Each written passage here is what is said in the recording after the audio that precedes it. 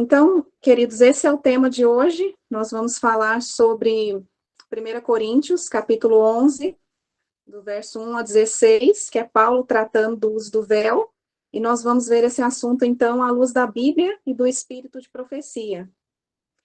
Então, irmãos, na verdade, eu talvez fosse a última pessoa, assim, a querer de mim mesmo, né, estar nessa posição, e ainda mais para falar desse tema. Eu não, assim, não me agrada muito a ideia de estar em público, falar, assim, para muitas pessoas, câmera, né, estar em evidência. Eu gosto muito de falar da palavra de Deus, de compartilhar, mas sempre gostei de fazer isso individualmente, né, de pessoa para pessoa. Mas, inclusive, eu já fui chamada para pregar algumas vezes, mas eu sempre dava aquela desculpa de Moisés, né, e não ia. E eu me recordo que na última vez que um irmão me chamou para pregar, daí eu falei para ele assim: olha, quando o Senhor me der claramente uma mensagem, então aí eu vou compartilhar essa mensagem.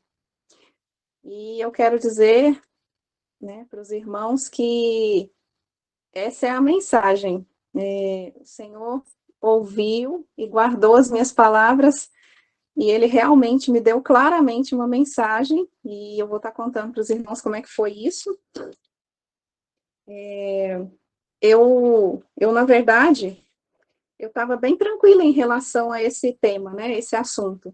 Mas o que começou a acontecer foram que irmãs entraram em contato, né, começaram a entrar em contato para tirar dúvidas, perguntar sobre esse tema,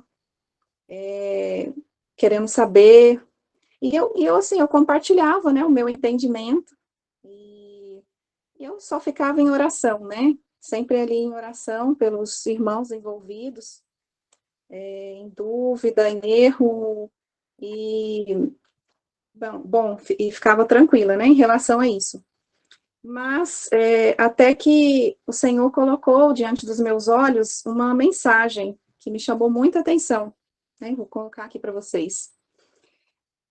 Então, diz assim: o erro jamais é inofensivo, nunca ele santifica, mas sempre traz confusão e dissensão, é sempre perigoso.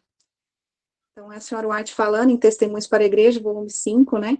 Que o erro jamais é inofensivo. Isso me chamou muita atenção, porque eu estava pensando que era uma coisa de, né, só menos importância, mas não. Então, eu comecei a ficar já pensativa.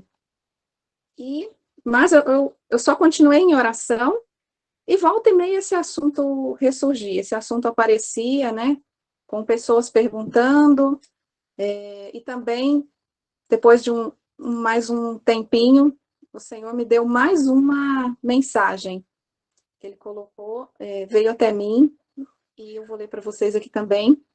Está em Testemunhos para a Igreja, volume 5, página 676, e diz assim: se há erros claros entre seu povo, e os servos de Deus continuam em frente, indiferentes a isso, estão, por assim dizer, apoiando e justificando o pecador, e são igualmente culpados, incorrendo tão certo como ele no desagrado de Deus, pois serão tidos como responsáveis pelos pecados do culpado.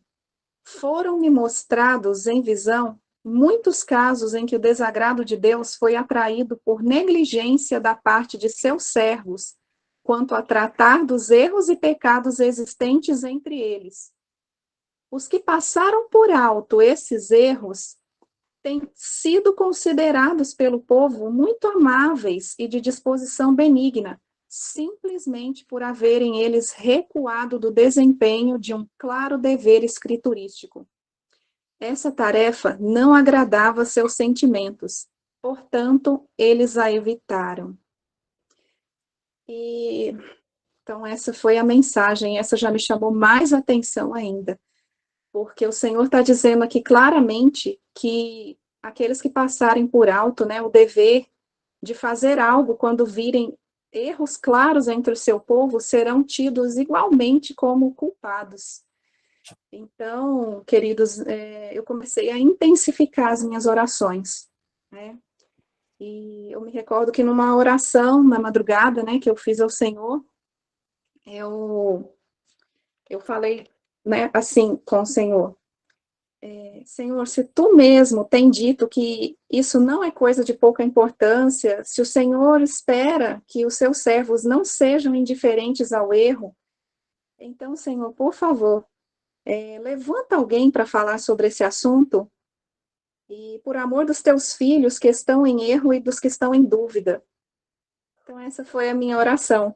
E, para minha surpresa, irmãos, o que aconteceu foi que, na mesma semana que eu fiz essa oração a Deus, a irmã Rose entrou em contato comigo, perguntando se eu poderia passar uma mensagem aqui na sala de oração. E quando ela falou o assunto, né? Ela sugeriu o assunto, ela falou: você poderia pregar sobre o uso do véu? Eu quase não acreditei no que eu estava ouvindo, né?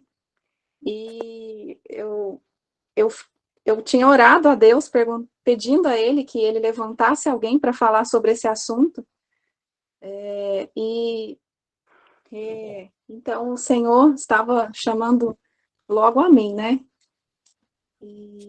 Mas eu falei com a Rose que eu aceitava, sim, porque eu sabia de onde estava vindo o chamado, eu sabia que era o próprio Deus, por tudo que estava acontecendo, pelas experiências, as pessoas em dúvida, as orações, os textos que o Senhor me apresentava, e o chamado dentro daquela mesma semana. Mas eu só posso agradecer a Deus, porque, né, isso já faz, na verdade, alguns meses, né? E desde então foi muita oração, jejum e estudo intenso, sabe, irmãos? Mas eu só posso agradecer a Deus, porque desde então ele tem estado comigo, conduzindo todas as coisas, o Senhor me auxiliou em cada etapa da montagem dessa palestra, o Senhor foi me dando cada texto, cada citação, um por um. E eu louvo ao Senhor, né? E a Ele seja dada toda a honra, toda a glória e todo o louvor. Amém? Bom, queridos, então, vamos para a nossa introdução. Testemunhos para a Igreja, volume 5, página 703, diz assim: é vontade de Deus que todos os fundamentos e posições da verdade sejam acurada e perseverantemente investigados com oração e jejum. Os crentes não devem ficar em suposições e mal definidas ideias do que constitui a verdade. Então, esse é um grande motivo para a gente estudar, né? Esse assunto e outros, né? O Senhor não deseja que a gente fique em suposições e ideias mal definidas do que constitui a verdade, como vem acontecendo, né? Pessoas em dúvida. Então, por isso, vamos estudar esse assunto. Embora tenha muitas irmãs esclarecidas, né? Tem aquelas em dúvida, sem saber o que fazer. Vamos começar lendo e fazendo já algumas considerações nessa carta de Paulo aos Coríntios, capítulo 11, verso 1 a 6, e a Bíblia que eu vou estar usando aqui é a Bíblia versão King James, tá bem? Então, Paulo começa assim: sede meus seguidores, como também eu sou de Cristo.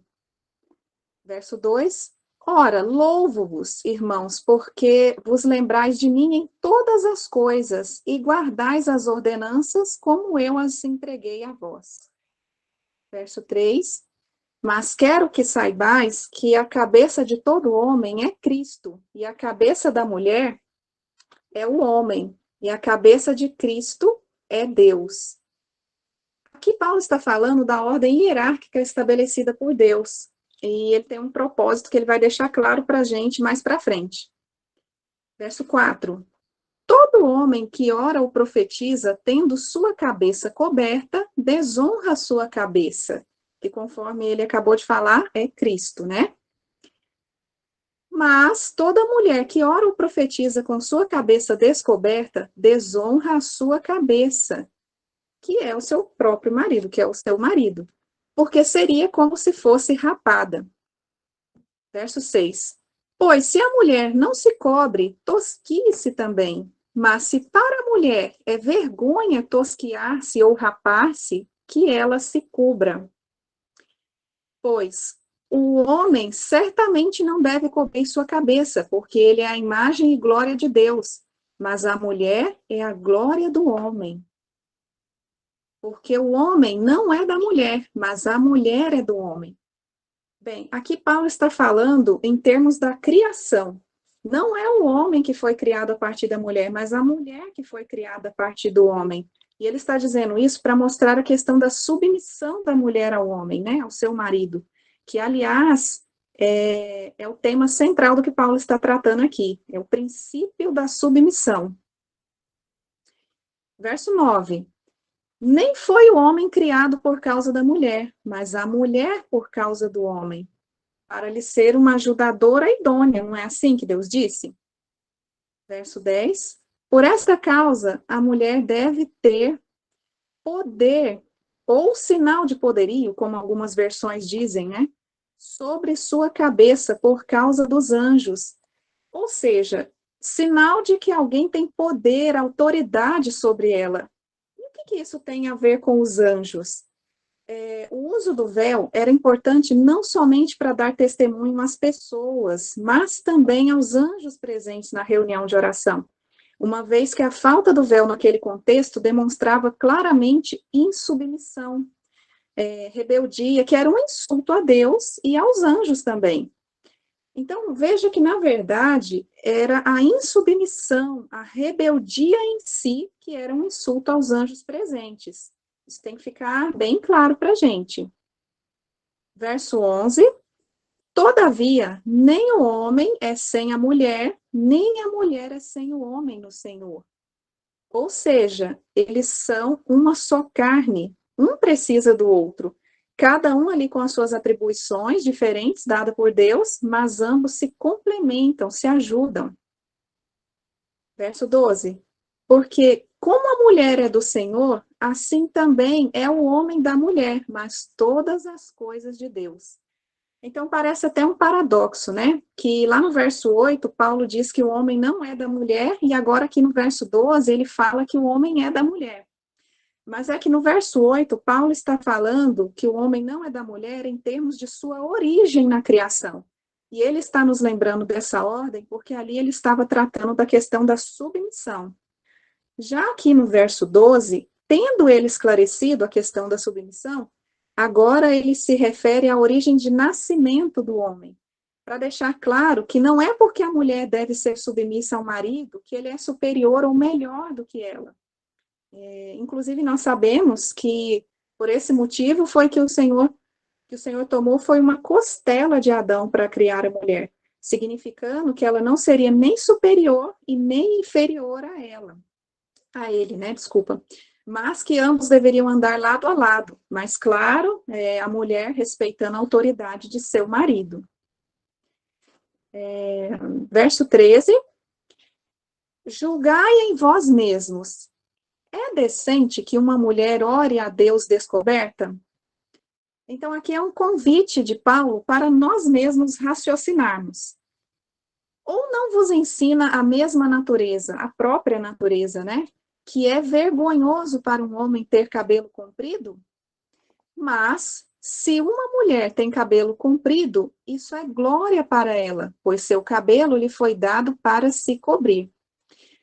Ou seja, Paulo nos convida a raciocinar e ele diz que, através do cabelo comprido da mulher, a própria natureza nos ensina que a mulher deve se cobrir, diferentemente do homem, que tem o cabelo curto. E tem algumas versões que dizem que o cabelo foi dado no lugar do véu ou em lugar de véu, e isso pode até gerar algumas interpretações errôneas das escrituras, né? fazendo parecer que Paulo estava dizendo que um substitui o outro, mas não é assim que está no original. Essa é até a importância, né, da gente consultar o texto original. A senhora White recomendou que usássemos a Bíblia na versão King James, é o mais próximo, né? No original, em inglês, está dizendo que o cabelo é dado a ela para uma cobertura. Vejam que Paulo está falando que é uma glória para ela, é honroso que a mulher tenha o cabelo comprido.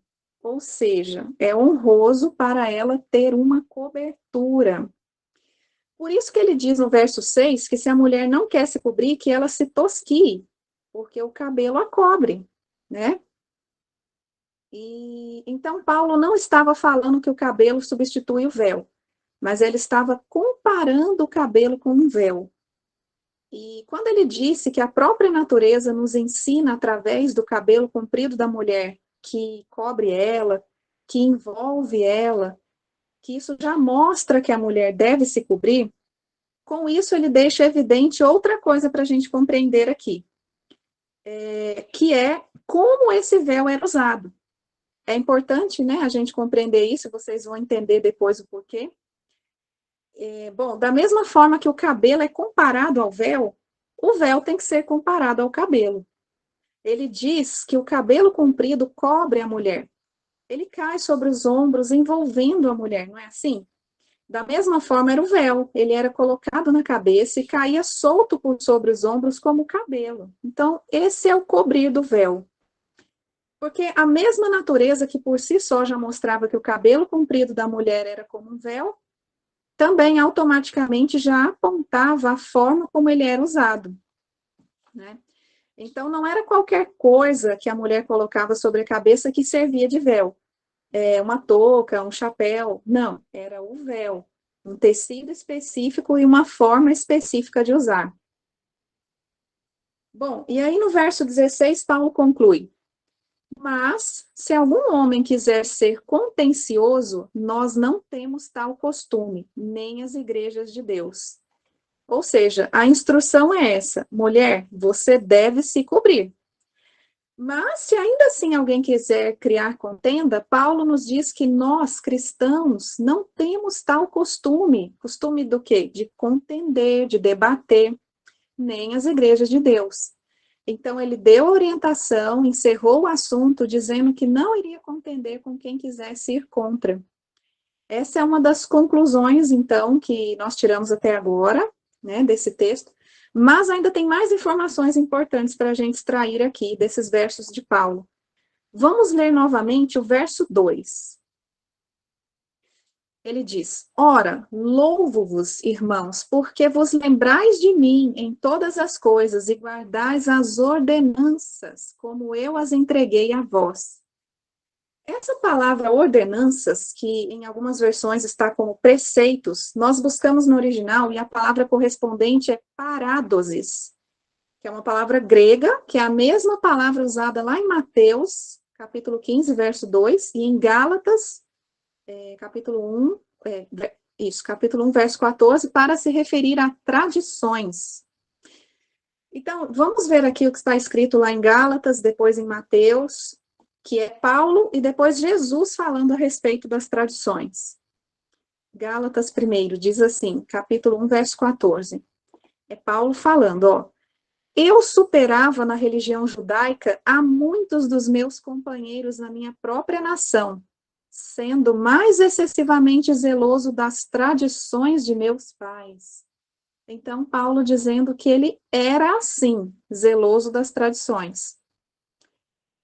Agora, em Mateus, capítulo 15, verso 2 e 3, são os fariseus perguntando para Jesus, depois ele responde: por que transgridem os teus discípulos a tradição dos anciãos? E no verso 3, Jesus diz: por que transgredis vós também o mandamento de Deus por causa da vossa tradição? Veja que Jesus está dizendo que o importante não é a tradição, e sim o princípio. O princípio é que deve prevalecer, né? Muito importante termos isso em mente. Então, esse é um outro quesito importante para a gente considerar. que se tratava de uma tradição judaica. Vamos ler novamente agora o primeiro verso. Paulo diz: sede meus seguidores. Algumas versões dizem imitadores, que é a mesma coisa, na verdade, né? Como também eu sou de Cristo. E o que Paulo fazia, gente? Paulo se fazia de fraco para ganhar os fracos, né? Não é assim que está lá em 1 Coríntios, capítulo 9, verso 22? Foi Paulo mesmo quem disse. E algumas vezes, Paulo usou esse recurso para não escandalizar os novos na fé. Claro que sem envolver quebra de princípios, né? Um exemplo disso a gente encontra lá em Atos, capítulo 21, versos 17 a 26. Eu não vou ler tudo, mas eu vou resumir. Que é Paulo lá em Jerusalém, né? Para não escandalizar os judeus recém-conversos, que eram todos zelosos da lei cerimonial e dos costumes, ele aceitou passar pela cerimônia de purificação, raspando a cabeça e tudo mais. E ele aceitou até o sacrifício de um cordeiro em seu favor, sendo que Paulo, ele já cria na nova aliança, ele sabia que essas cerimônias já eram sem valor, que não tinham sentido algum. Mas, sem quebrar princípios, Paulo se fez de fraco para ganhar os fracos. Mas é importante notarmos uma coisa. Paulo não estava incentivando, não estava ensinando ninguém a guardar esses costumes, a praticar esses costumes que já não assumiam mais um significado, né?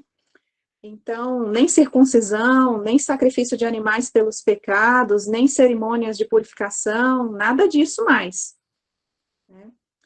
Então, agora, queridos, o objetivo do nosso estudo é justamente saber se essa tradição do uso do véu, especialmente na hora da oração, se ela deve prevalecer para as mulheres cristãs nos nossos dias ou não.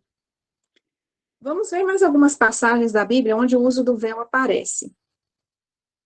Gênesis, capítulo 24, verso 65, que é o caso de Rebeca. E perguntou ao servo: quem é aquele homem que vem pelo campo ao nosso encontro? E Eliezer respondeu: é o meu senhor. Então, tomou ela o véu e se cobriu.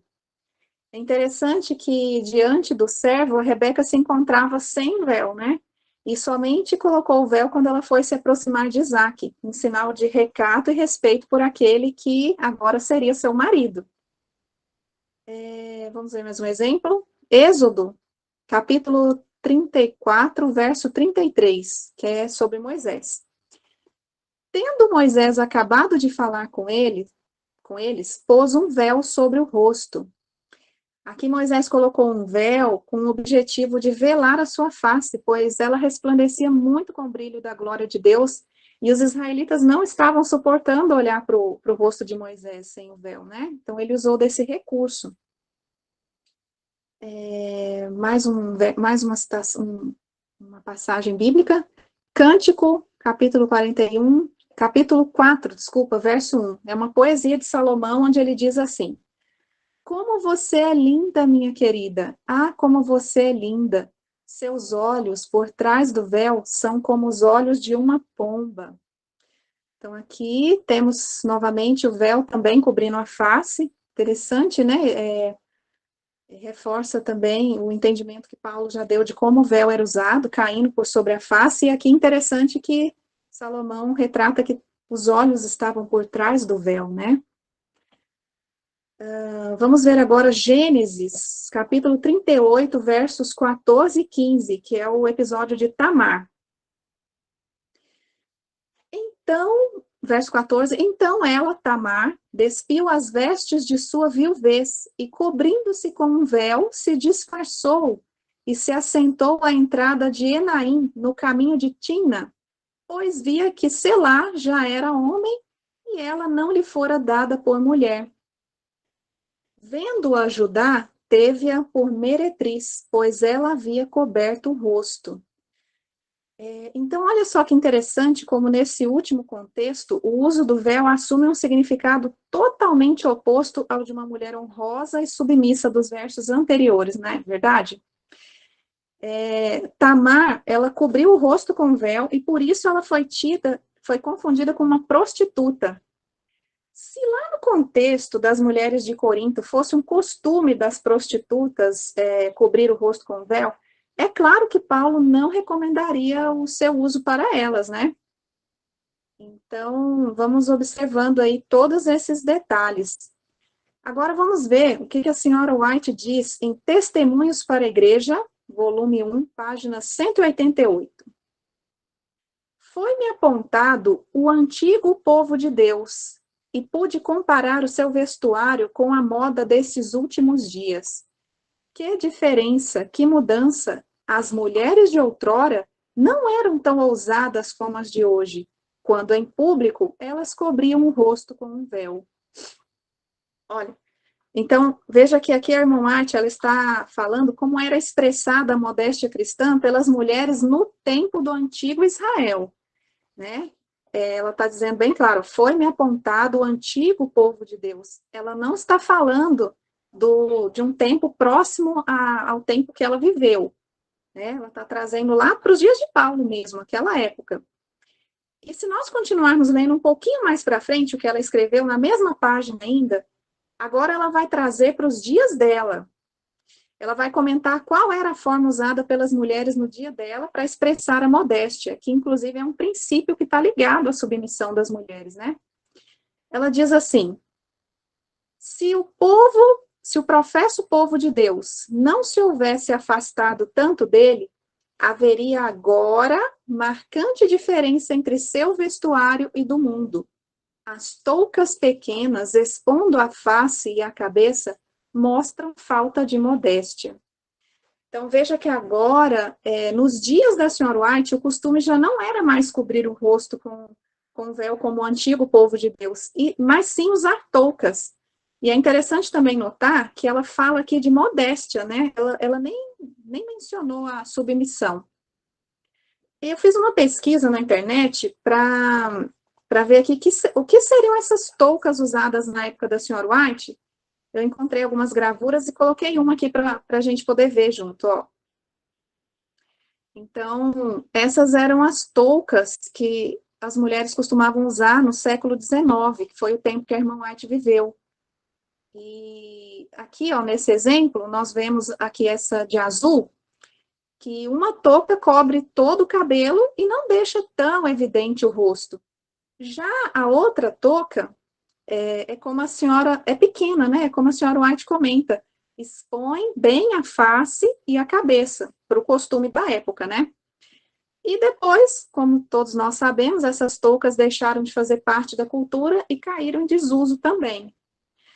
Agora, gente, o princípio da modéstia, o princípio da reverência, da submissão, permanece inviolável, né?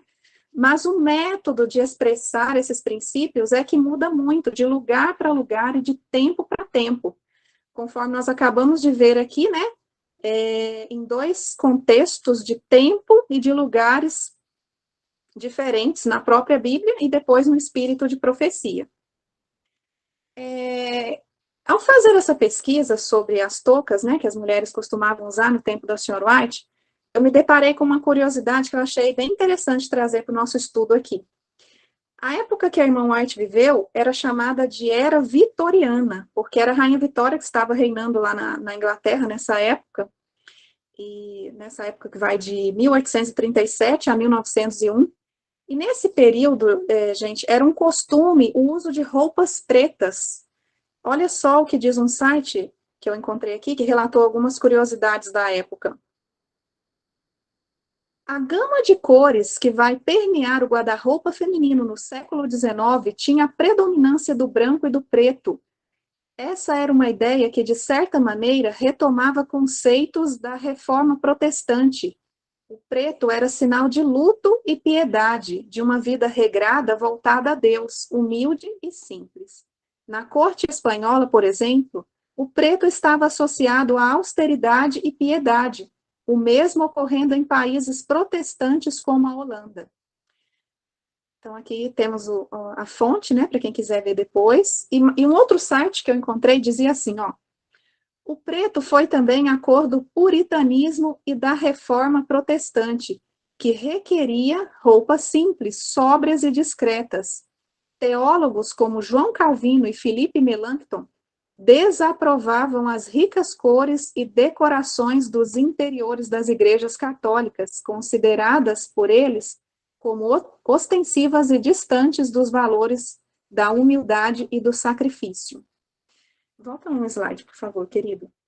Então, aqui, ó, nós temos a Rainha Vitória e suas netas, né, estão todas de preto aqui, mas no caso da Rainha Vitória, as roupas pretas era devido a um luto pela morte do seu esposo no ano de 1861.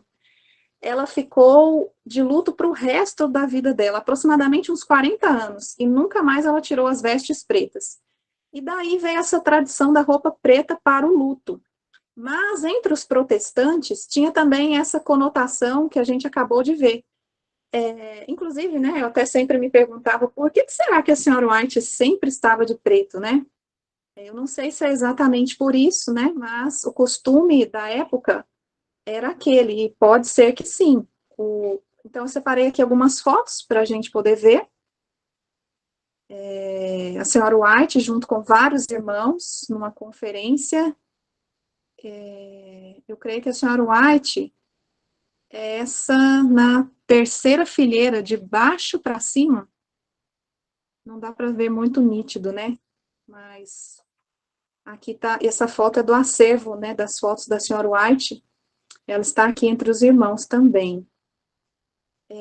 A foto de baixo, a próxima foto. Vamos para a próxima foto.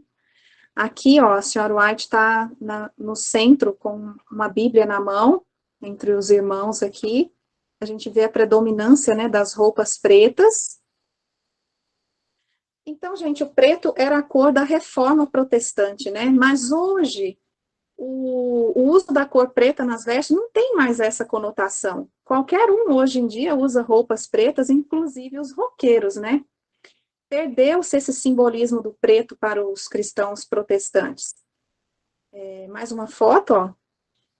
A senhora White aqui com a irmã dela, a irmã gêmea, Elizabeth. Então, nós estamos vendo que a questão cultural existe, né? E ela precisa ser levada em consideração. Eu me recordo, inclusive, né, que uma certa ocasião, alguns anos atrás, um amigo esteve nos visitando na roça e ele ficou conhecendo uma de nossas irmãs. E aí, depois do encontro, né, num outro momento, ele perguntou assim, né, para mim, aquela irmã, ela é gótica? Daí eu falei, não, por quê? Daí ele falou assim, porque ela estava toda de preto, de blusa preta, saia preta, calçado preto, tudo. Então, gente, embora ela não tenha nada a ver com o grupo dos góticos, ela foi, né, pela sua apresentação, foi confundida. Então, nós precisamos tomar cuidado, inclusive, com qual a mensagem nós estamos passando, né? Porque a gente pode estar pretendendo passar uma mensagem, na verdade, está passando outra. Bem, vamos ver agora aqui mais um exemplo no espírito de profecia sobre essa questão cultural, né? Como Deus lida com isso. O uso da aliança. Em Testemunhos para Ministros, página 180, a senhora White diz assim: alguns se têm preocupado com o uso da aliança, achando que as esposas de nossos ministros se devem conformar com este costume. Tudo isto é desnecessário. Possuam as esposas de ministros o áureo elo que as liga a Jesus Cristo, um caráter puro e santo, o verdadeiro amor e mansidão e piedade que são os frutos produzidos pela árvore cristã. E certa será em toda parte sua influência. O fato de o descaso desse costume ocasionar comentários não é boa razão para adotá-lo. Os americanos podem fazer compreender sua atitude com o declarar positivamente que esse uso não é obrigatório em nosso país. Nós não precisamos usar este anel, pois não somos infiéis a nosso voto matrimonial, e o trazer a aliança não seria prova de sermos fiéis. Sinto profundamente esse processo de fermentação que parece estar em andamento entre nós, na conformidade com o costume e a moda. Nenhum centavo deve ser gasto com esse aro de ouro para testificar que somos casados. Nos países em que o costume for imperioso, não temos o encargo de condenar os que usarem sua aliança. Que o façam, caso possam fazê-lo em boa consciência.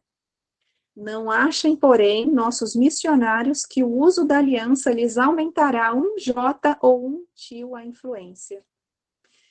Então, veja que aonde o uso da aliança não é obrigatório, não é um costume, ela desencorajou o uso. Já em países que têm esse costume, ela diz que pode ser usada caso a pessoa tenha uma boa consciência, né? E eles não têm o encargo de condenar. Porque, na verdade, irmãos, não é o fato de alguém usar uma aliança que torna a pessoa casada ou fiel a alguém. Mas, nos países onde a aliança é um costume, tem esse simbolismo bem reconhecido na sociedade, é até interessante que se use, né? Para não dar ocasião, por exemplo, a situações constrangedoras e desagradáveis, né? E eu quero aqui agora fazer um paralelo do uso do véu com a aliança. É um paralelo que eu fiz aqui, e eu vou pedir aos irmãos que leiam, me acompanhem, lendo novamente o texto do uso da aliança, e vocês vão fazendo um paralelo também na mente de vocês, tá bem? Então, vou ler aqui o paralelo que eu fiz. Alguns se têm preocupado com o uso do véu, achando que as mulheres que são submissas a seus maridos se devem conformar com essa tradição. Tudo isso é desnecessário. Possuam as esposas cristãs o áureo elo que as ligue a Jesus Cristo, um caráter puro e santo, o verdadeiro amor e mansidão e piedade, que são os frutos produzidos pela árvore cristã. E percebida será sua submissão em toda parte. O fato de o descaso dessa tradição por nossa parte ocasionar comentários não é motivo para adotá-la. As ocidentais podem fazer compreender sua atitude com o declarar positivamente que tal tradição não faz parte dos costumes de seu país. Nós não precisamos usar o véu, pois não somos insubmissas a nosso marido, e o trazer o véu não seria prova de sermos submissas. Sinto profundamente esse processo de fermentação que parece estar em andamento entre nós, na conformidade com a tradição.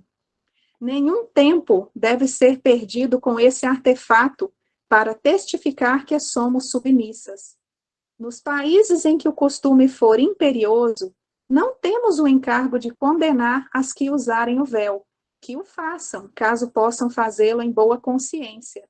Não achem, porém, nossas irmãs, que o uso do véu lhes aumentará um jota ou um tio a influência. Então, o que vos parece, irmãs e irmãos? Fica bem claro, né? Fazendo esse paralelo, a gente consegue perceber que tem toda a relação de uma coisa com a outra, por ser cultural, né?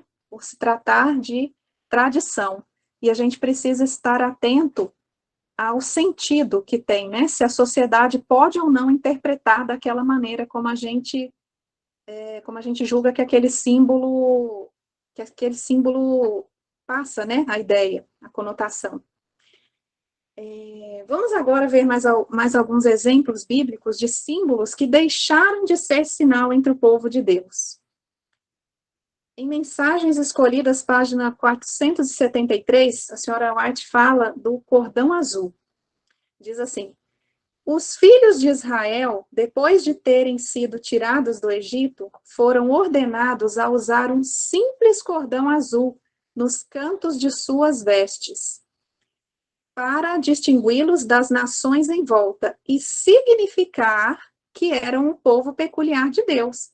Não se requer hoje do povo de Deus que tragam nas vestes um sinal distintivo. Então, olha só, né? Eu até negritei aqui a palavra significar, porque passava aquele símbolo, ele passava esse significado. Mas aqui ela está dizendo que Deus não requer que hoje o povo traga esse sinal nas suas vestes, né? E é interessante também que é a senhora White que vai falar sobre isso. Na Bíblia não tem um momento em que Deus fala para parar de usar o cordão azul, né? É ela que vai comentar que Deus não requer isso de nós hoje. Agora, mais um exemplo de Moisés, lá em Êxodo, capítulo 3, verso 4 e 5, o Senhor disse assim,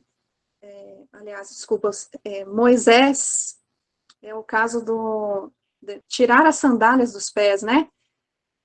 E quando o Senhor viu que ele, Moisés, se virara para ver, Deus o chamou do meio da sarça e disse, Moisés, Moisés, e ele disse, aqui estou.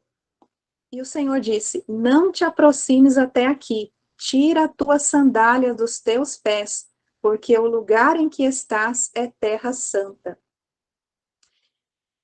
E lá, na carta de número 29, no ano 1901, a senhora White diz assim, ó, não é necessário tirar os sapatos dos pés ao entrar na casa de culto. Antigamente, aqueles que ministravam em ofícios sagrados eram obrigados, ao entrar no santuário de Deus, a tirar as sandálias e lavar os pés com poeira acumulada. Mas não há a menor razão para que isso seja feito agora. Então, veja bem, né?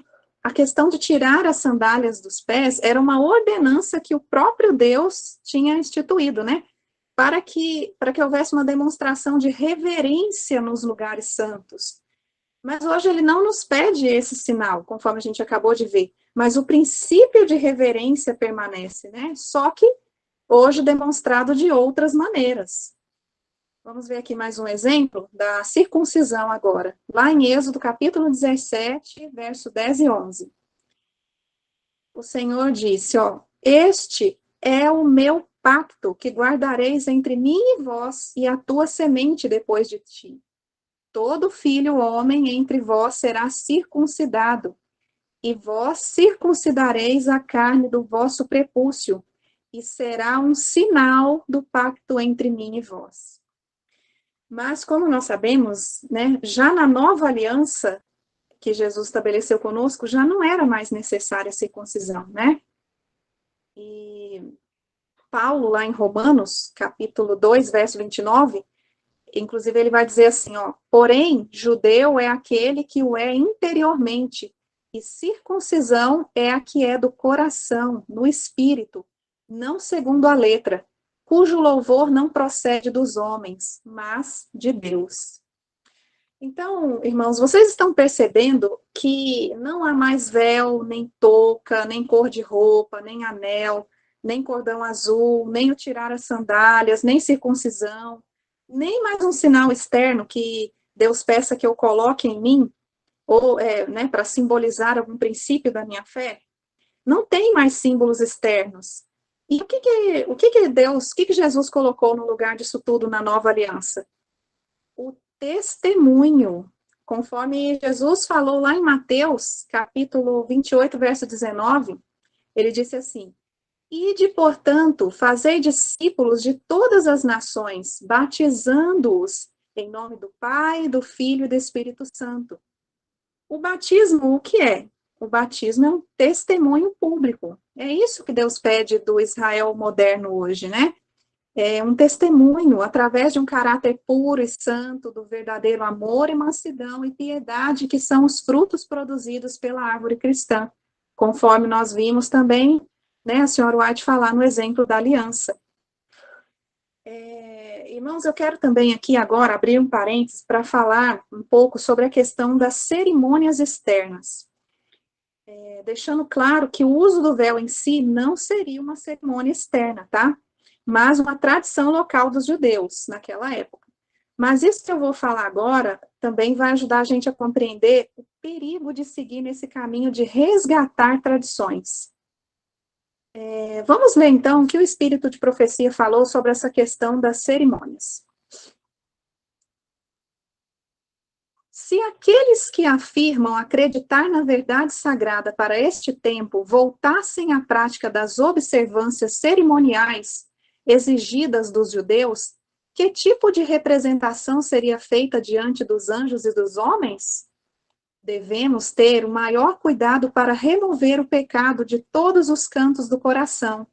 Aqueles que, em lugar de purificar o templo da alma, realizam cerimônias externas, pensando que estas os recomendarão a Deus, encontrar-se-ão envoltos em trevas espirituais, assim como os judeus.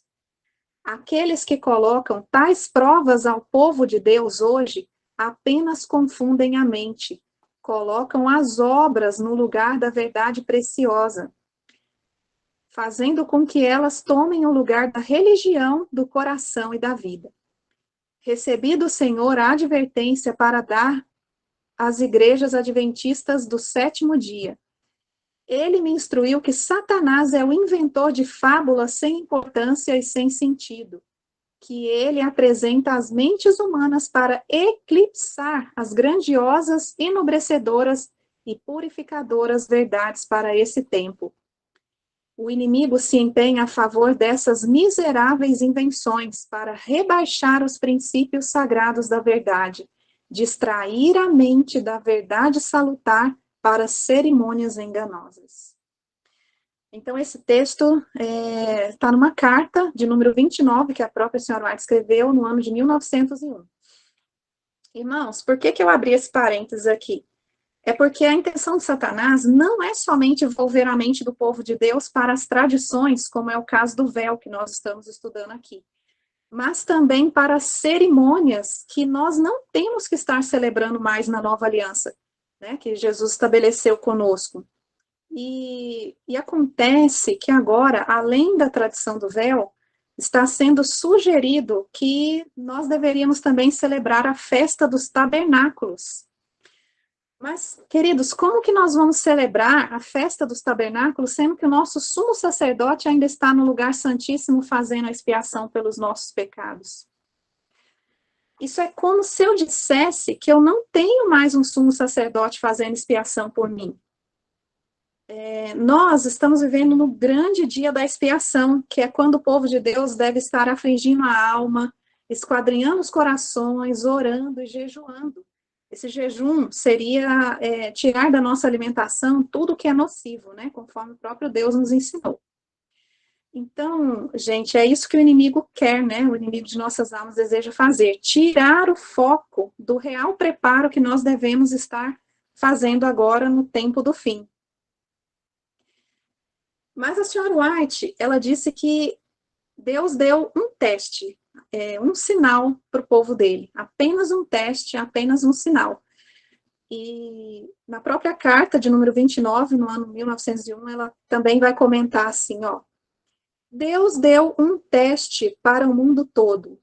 Falou mais o Senhor a Moisés, dizendo, Tu, pois, fala aos filhos de Israel, dizendo, certamente guardareis meus sábados, porquanto isso é um sinal entre mim e vós nas vossas gerações, para que saibais que eu sou o Senhor que vos santifica.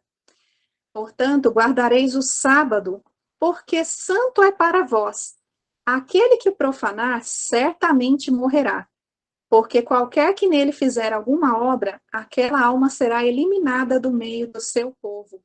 6 dias trabalhará, porém o 7º dia é o sábado do descanso, santo ao Senhor. Qualquer que no dia de sábado fizer algum trabalho, certamente morrerá. Guardarão, pois, o sábado os filhos de Israel, celebrando o sábado nas suas gerações, por aliança perpétua.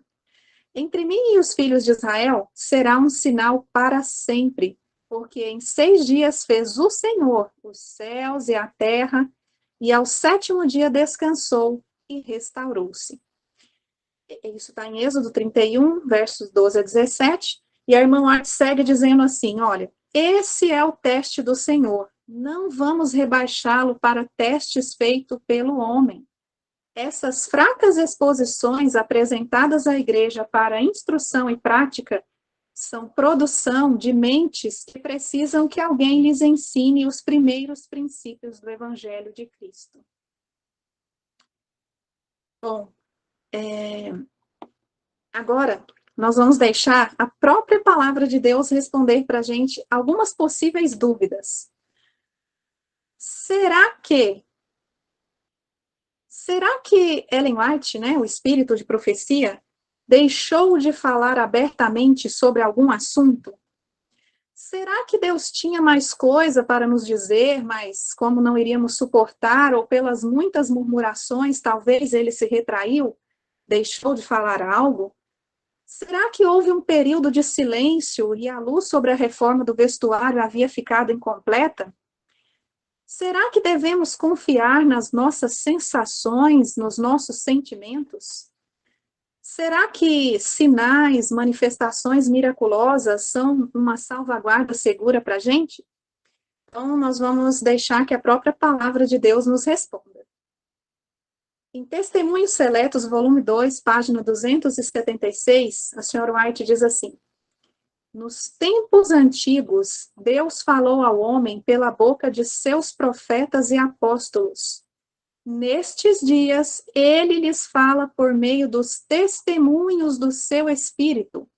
Não houve ainda um tempo em que mais seriamente falasse a seu povo a respeito de sua vontade e da conduta que este deve ter. Então, olha só, né? Ela diz que hoje, antes o Senhor falou pela boca dos profetas e dos apóstolos, mas hoje, irmãos, nos nossos dias, o Senhor nos fala mais especialmente, né, por meio dos seus testemunhos, ou seja, o espírito de profecia, né, e não houve um tempo em que mais seriamente ele falasse ao seu povo, ou seja, não tem nada que o Senhor deixou de falar, porque ele deixou tudo esclarecido a respeito da sua vontade e da conduta que o seu povo deve ter nesses últimos dias, né? Fica bem claro aqui. Mais um texto dela, que está em Caminho a Cristo, página 89. As grandes verdades indispensáveis para a salvação se acham reveladas com a clareza da luz meridiana, e ninguém errará nem perderá o caminho, a não ser os que seguirem seu próprio juízo em vez da vontade de Deus claramente revelada. Então, ela está dizendo aqui, ela até usa aqui clareza da luz meridiana, né? Que o meridiano é onde incide maior luz, e ela diz que a vontade de Deus, né? As grandes verdades indispensáveis para a salvação do seu povo se acham ali reveladas com a clareza da luz meridiana. Então, está tudo ali para que não fique dúvida. Tem que estar revelado e está, né, com a clareza da luz meridiana, né? Próximo slide. A senhora White também diz em Testemunhos para a Igreja, volume 5, página 678. Desde o início do meu trabalho, fui chamada a dar um testemunho claro, um testemunho direto e claro, a reprovar erros e não omitir nada de ninguém. Uma outra versão, né, uma outra tradução que eu encontrei, diz assim, ó, eu achei interessante colocar. Desde o início de minha obra, fui chamada a dar um testemunho claro e incisivo para reprovar os erros, para não poupar. Então, tá bem claro aqui, né, que cai por terra aquela possível argumento de que o Senhor talvez tenha ocultado, né, talvez tenha se retraído, omitido, deixado de falar. Aqui ela diz que o trabalho dela, que ela foi chamada a dar, é um testemunho direto e claro para reprovar, não omitir, não poupar. Né? Mais uma citação. Ninguém precisa temer que eu faça da reforma do vestuário meu principal assunto enquanto viajamos de lugar em lugar. Aqueles que me ouviram falar sobre esse assunto agirão segundo a luz que lhes foi dada. Cumpri meu dever, dei meu testemunho. Os que me ouviram e leram o que escrevi, devem agora assumir a responsabilidade de receber ou rejeitar a luz dada. Olha que interessante. Então, ó, ela escreveu isso no volume 1 ainda, né, do Testemunhos para a Igreja.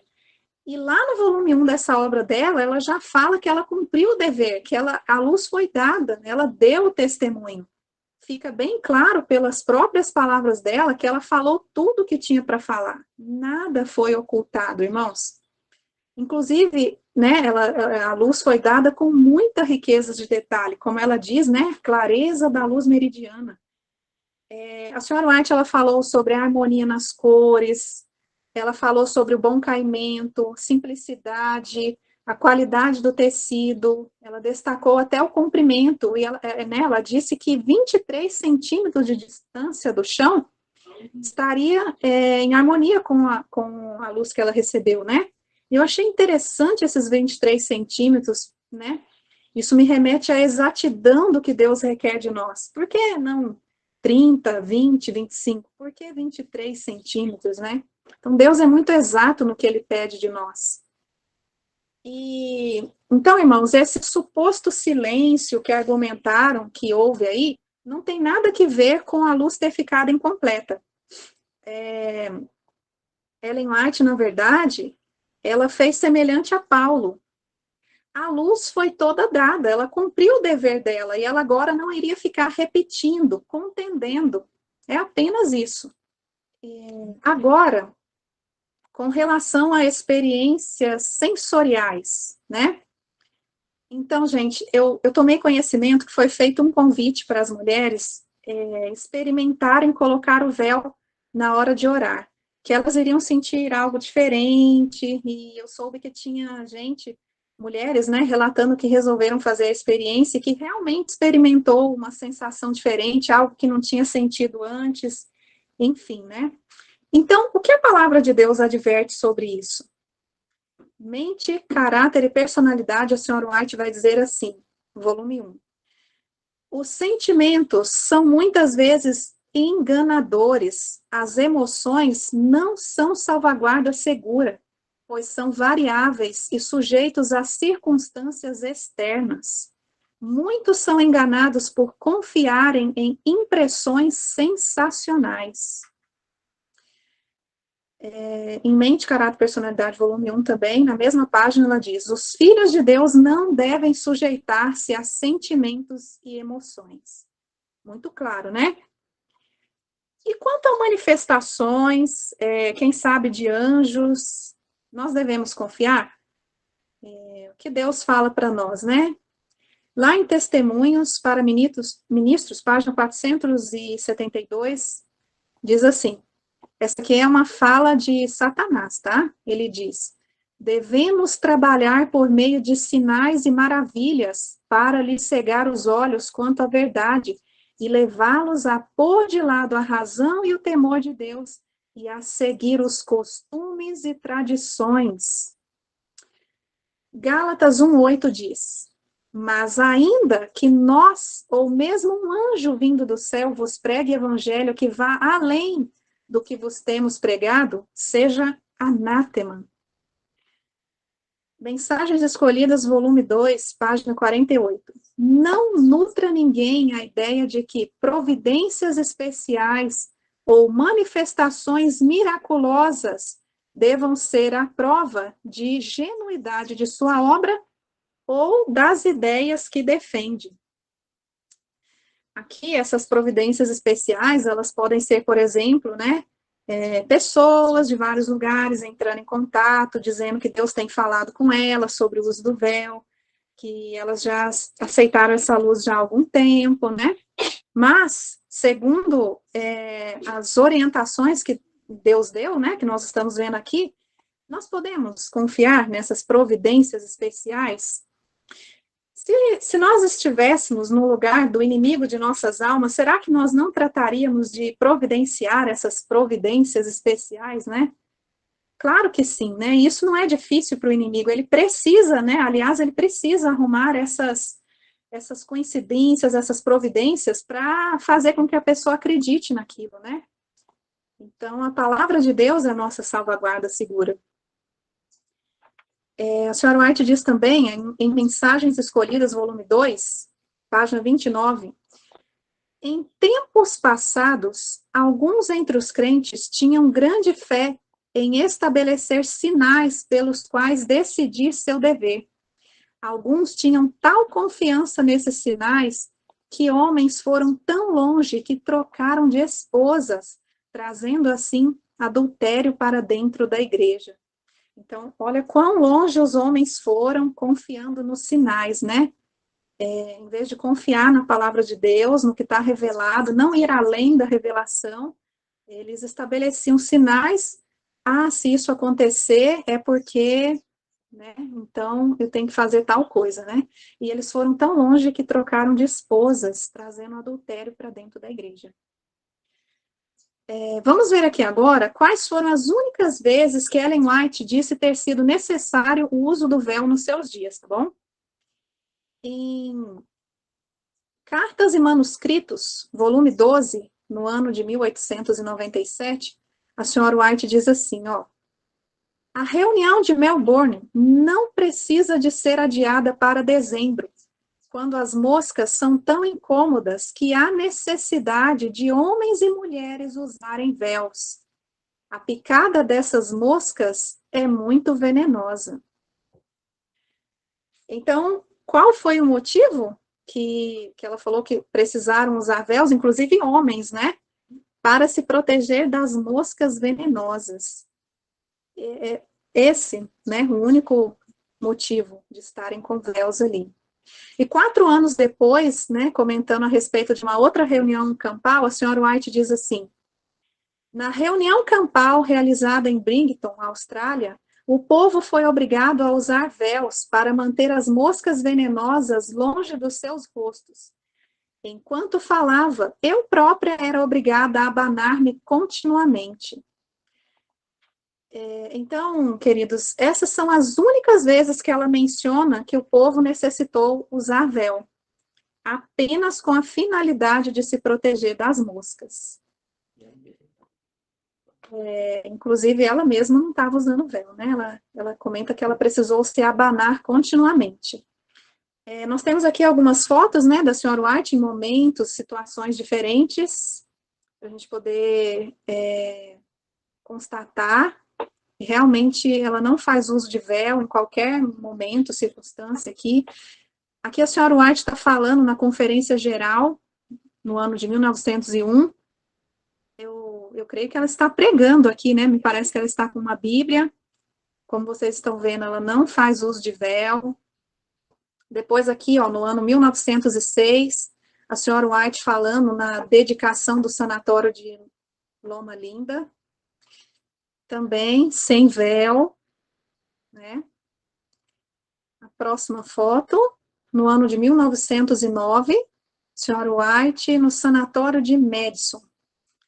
Inclusive aqui, né, na companhia do filho dela, da nora, ao lado dela. Aqui, outros irmãos, irmãs também sem véu. No ano de 1913, próxima foto, Ellen White com sua família e ajudantes de Elmshaven, que é a casa que ela morou, né, do ano de 1900 até a sua morte. Aqui faltavam apenas 2 anos para a senhora White descansar. E também sem véu, as irmãs também sem véu, né? E na próxima foto, né, novamente aqui no mesmo ano, 1913, Ellen White com seus ajudantes.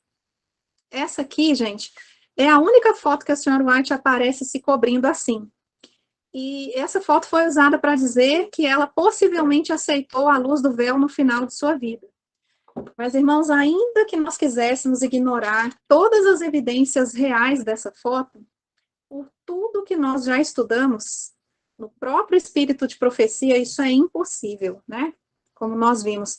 A irmã White, ela deixou bem claro que o Senhor nos fala hoje, mais especialmente por meio do espírito de profecia, que ela deu todo o testemunho, toda a luz que ela recebeu, né? Da forma mais clara possível, não ocultou nada. E ainda assim, né, tá claro, tá evidente aqui na foto, né, que A senhora White aqui já estava bem idosa, e os idosos sentem mais frio, né, naturalmente, e por isso, assim como ela estava aqui bem agasalhada, ela estava apenas se cobrindo, se protegendo do frio, né? Aonde a gente, inclusive, costuma sentir mais frio no pescoço, na garganta, nos ouvidos, né?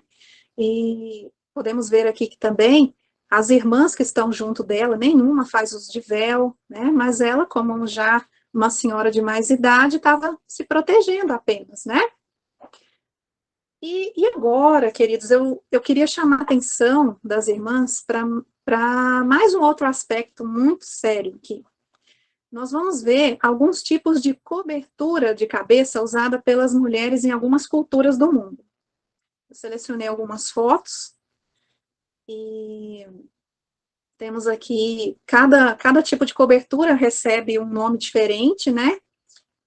Como vocês estão vendo, algumas coberturas cobrem menos, outras mais, e algumas vão até o extremo de cobrir a mulher por completo, até os olhos, né? Como no caso da burca aqui, que tem só uma telinha para ela enxergar, né? Temos aqui também, na próxima foto, mais algumas coberturas. Nas fotos anteriores são coberturas usadas, né, pelas mulheres muçulmanas, enfim, religiões lá do islamismo, né? E aqui, nessa foto agora, temos o tichel, que na verdade, é o lenço, é o nome dado ao lenço, a cobertura de cabeça usada pelas mulheres judias, que tem formas variadas de uso, né? Como vocês podem ver aí, essas formas variadas aí, todas são usadas pelas mulheres judias, né? Então, são religiões diferentes, indumentárias diferentes, né? Mas elas têm um ponto em comum. Nenhuma delas crê em Jesus Cristo. Nenhuma delas professa Jesus como seu Senhor e seu Salvador. Né? Queria chamar a atenção dos irmãos para isso. E também eu fazendo essa pesquisa, né, sobre coberturas de cabeça, eu me deparei, né, descobri um outro grupo também que usa essas coberturas e eu fiquei, assim, realmente pasma, sabe? Porque eu nem sabia disso. Eu vou mostrar para vocês o outro grupo, pode colocar a foto. Então, como vocês estão vendo aí, irmãos, essas coberturas de cabeça, aqui no Brasil, elas são usadas também, além das judias, por mulheres do candomblé. Eu deixei aqui nas imagens, né, também as fontes, né, para que vocês, caso queiram procurar depois, né, na primeira foto a gente vê aí, ó, cores diferentes, mas é a mesma amarração, é a mesma cobertura de cabeça. Na foto do meio, né, tá falando aí, ó, lenço, preta velha, da Umbanda, né, quem quiser para comprar, tem lá a fonte, né, falando, foi da onde eu encontrei quando eu estava fazendo essas pesquisas, né. A última foto também, ó, falando que é uma cobertura de cabeça do candomblé. Então, irmãos, como vocês podem ver, a gente pode passar uma mensagem equivocada, né? Eu convido, né, vocês, irmãs, irmãos, a refletir seriamente sobre qual mensagem, né, que você realmente está passando para as pessoas. Irmãos, será que as pessoas que olham para você aí fora, que elas têm a condição de interpretar pela nossa cultura que você é uma adventista do sétimo dia submissa ao marido, né? Ao sair com essa cobertura de cabeça? Será que você dá para a sociedade a condição de interpretar isso pela nossa cultura, pelos nossos costumes? Então, pensemos nisso, né, meus irmãos, minhas irmãs, pensemos seriamente nisso. E eu gostaria agora, né, de encerrar esse nosso estudo com as seguintes palavras de Deus para nós através da sua serva. Em Testemunhos para a Igreja, volume 1, página 457, e depois em manuscritos, 101. A senhora White diz assim: não se deve dar aos descrentes nenhuma ocasião de desonrar nossa fé. Somos considerados estranhos e singulares, e não devemos adotar uma conduta que leve os descrentes a pensar que o somos mais do que nossa fé requer que sejamos. Proceda o povo de Deus de tal maneira que o mundo veja que os adventistas do sétimo dia são um povo inteligente, pensante, cuja fé se acha baseada em fundamento firme e não em confusão. O povo tem fome do pão da vida, não lhes ofereçais uma pedra. Muito sério, né? O povo tem fome do pão da vida, não lhes ofereçais uma pedra. Então, minhas queridas irmãs, meus queridos irmãos, o meu desejo, minha oração é que nós possamos, pela graça de Deus, compreender e aceitar que o véu já foi removido. Amém? O véu já foi removido. E essa, então, é a mensagem, né, do Senhor para nós nessa manhã. Eu espero que possa ter sido útil, que possa ter esclarecido aí dúvidas, que possa ter ampliado a luz, né? E é isso, meus irmãos. Que Deus abençoe cada um de vocês, que Deus dê discernimento, que Deus dê clareza, sabedoria para cada um proceder da forma correta, né? Da forma que possamos melhor honrar, glorificar o nosso Deus. Lembrando, né, também que, como foi falado lá no início, o erro jamais é inofensivo, nunca ele santifica, mas sempre traz confusão e dissensão, é sempre perigoso. Deus seja louvado. Querido Deus, querido Pai que estás no céu, Deus de Abraão, de Isaque, de Israel, nosso Deus, a Ti e somente a Ti seja dada toda a honra, toda a glória e todo o louvor. Pai, nos ajoelhamos, nos colocamos na Tua santa presença, reconhecendo nesse momento a Tua total autoridade sobre nós e a nossa submissão a Ti, Senhor, a nossa total dependência de Ti. E Te agradecemos, Senhor, pela luz que o Senhor tem nos dado, com a clareza da luz meridional, Pai. Obrigado por não nos deixar em trevas. Obrigado pelo espírito de profecia, Senhor, que vem ampliar toda a luz, que vem, não deixa, Pai, nenhuma dúvida. Querido Deus, eu peço, Pai, que essa mensagem ela possa alcançar os corações daqueles que ainda têm dúvida, dos que estão em erro, que o Senhor, em sua misericórdia, Pai, possa perdoar os pecados de todos nós, meu Deus, e que possamos, Pai, fazer a Tua vontade, e não aquilo que é o nosso pensamento, porque enganoso é o nosso coração, Senhor. Obrigada por ter estado conosco até aqui, continua conosco no decorrer dessas horas santas, e nos proteja, nos guarde de todo mal, Senhor. Em nome e nos méritos de Jesus Cristo é que te pedimos e te agradecemos. Amém.